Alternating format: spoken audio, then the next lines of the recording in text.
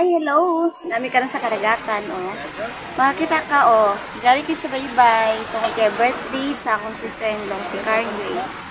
So, nagpadagat na po ang mga babae. Ang mga person nagpadagat na sad. Oh, see, busy kayo sila.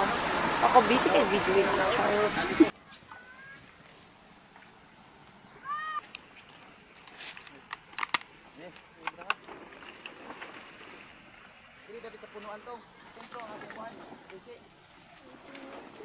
So, pero no, mapay pagabot na mo dinhaan, then nagtao dayon sila og trapal kay arang initan, then kung muulan pod magtrapal na lang dahan no kay na may bata.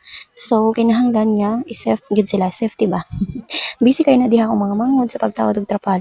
And then pagkahuman ana, naghikay na sad mi ana para sa birthday celebrant.